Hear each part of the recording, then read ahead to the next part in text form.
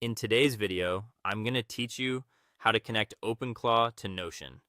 To get started, open Notion and prepare the page or database you want Openclaw to access. This part is important because the Openclaw can only work with the content you intentionally make available to it. Before moving on, take a moment to confirm that the page or database is the correct one and that it contains the information you want Openclaw to read from or update later. Next, create a Notion integration if you do not already have one set up. This integration acts like a secure bridge between Notion and Openclaw.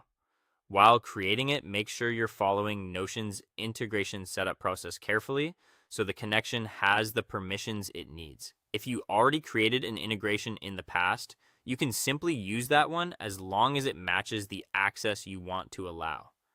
After that, copy the Notion integration token. This token is what Openclaw will use to authenticate with your Notion workspace.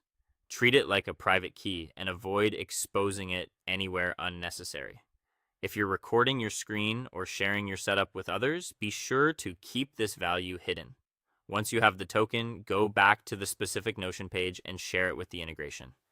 This is a step people often miss. Even if the integration exists, it still will not be able to access a page unless that page or database is explicitly shared with it. Double check that you are sharing the exact page or database you prepared earlier, not just a parent page or an unrelated workspace section. Now open Openclaw and go to the connection setup area. This is where you'll link your Notion account details so Openclaw can begin interacting with your content. When you find the Notion connection section, paste in the required Notion connection details, including the integration token and any other requested fields.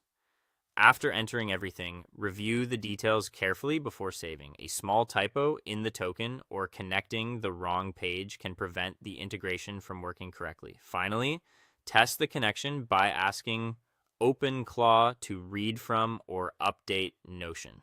Start with a simple request so it's easy to verify whether the connection is working properly. If Openclaw can successfully retrieve content or make the expected change, then the setup is complete. If not, the first things to check are the token, the page sharing permissions, and whether you selected the correct Notion content during setup.